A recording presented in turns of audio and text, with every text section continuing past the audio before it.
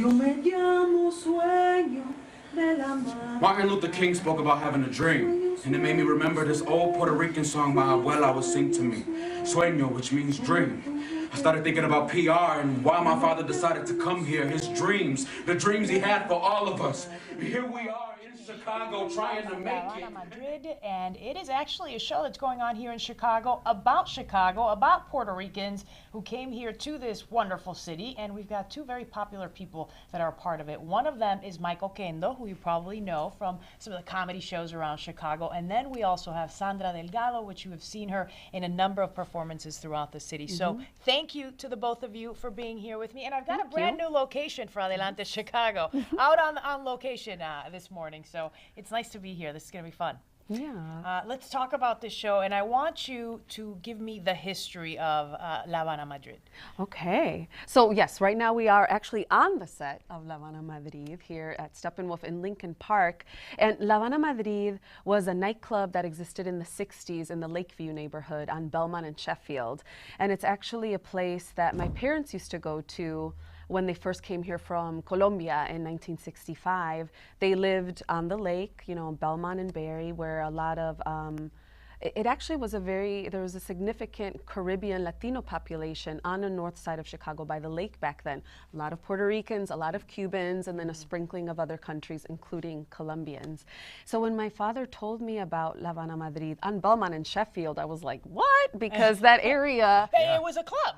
It was a club on the second floor. It's now Milio's Hair Salon, right on the corner of Belmont and Sheffield. And I'd never thought about it as a Latino neighborhood because for decades now, there's just been no trace of Latinos there. And I thought immediately it would make such a rich setting for a play with all the different people that come in and out, the patrons, the musicians, and then the music and the lights. And so I was like, I am going to recreate this place that has been lost in history. Time and space, Mikey, I want to bring you into the conversation because you've done comedy for a long time, right, but this is the first time you do something like this kind of more dramatic, right? Yeah. So tell me how you became involved with this whole thing. You know, the Havana Madrid is it's a historic piece. I keep telling people that it's an education on Chicago Latino in basically 2 hours, and it really is.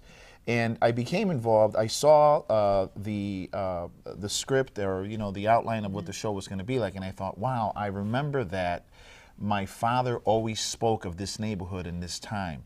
We grew up at 2101 Sheffield, and then later on 3406 Halsted. These were all neighborhoods here, of course, close to where La Havana Madrid was. And Tony Quintana, the character that I play, was a fixture in just about every Puerto Rican home. I mean, if you remember that time, you remember that Tony Quintana he had a record shop, he had a travel agency, he was involved in his newspaper, he was involved in the community heavily, and was a person that people went to and was a voice for Puerto Rican people. So when I saw that, I'm like, wow. And that was my dad's time, And my dad's time as well. I always say that I'm kind of like a Cuba Rican because my parents are Cuban, but I lived in Puerto Rico for like 10 years. But Chicago, there was a big Cuban community in Chicago as well, which may lead to why it was called Havana Madrid. Yes. So quickly, just to add to Mike, Tony was also an early pioneer of Spanish language radio and television. That's right. Okay. And I thought of Mike for this role because I just feel like in the Chicago community, in the Puerto Rican community, there is a connection there between the two of them.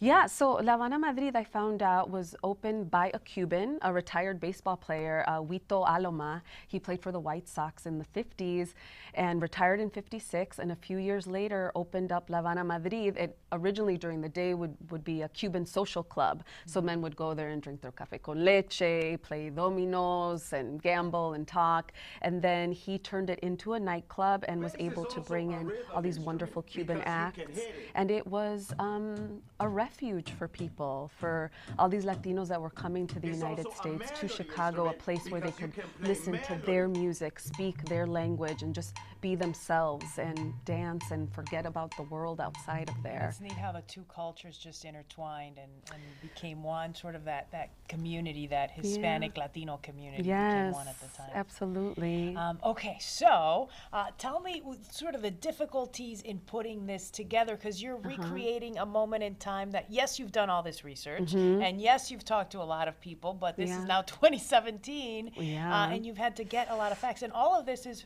for the most part, very factual. Yeah, La Habana Madrid is a mixture of interviews that I did with Chicagoans that were there, that went there, that lived in the neighborhood, that were around in that time, and then, you know, historical facts. Like we talk about the riots in Humboldt Park in 1966, and we talk about Martin Luther King and things that really were happening in Chicago.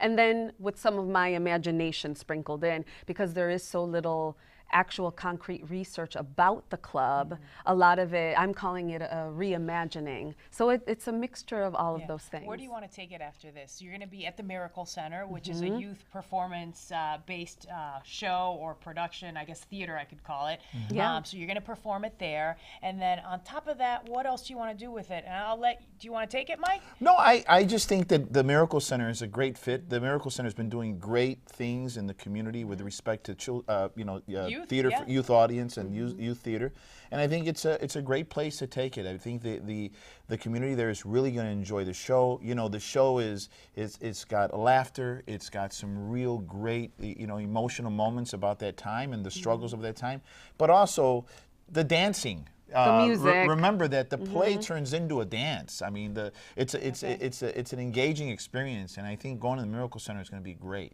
It's going to be so fun, and I really wrote La Habana Madrid with the idea that a whole family, multiple generations of a family could go. You could go with your abuela, abuelo, your children. I would really love to see Latino families come out to the Miracle Center. Like Mike said, it turns into a dance party. Carpaccio y su super combo plays live every night, and it's just wonderful. You guys. Okay, let's get the information up on the screen. It is at the Steppenwolf Theater. They've extended it for another week because it's been doing so well and people have liked it so much, until May 28th. Then they're going to perform the first 2 weeks in June at the Miracle Center, which that's on Pulaski, over on the, I guess you could call it northwest side, right? It's a youth theater. And then from there on out, we'll see what happens. Vamos a ver. Exactamente. We'll keep you posted. All right, thank you and good luck to the both of you.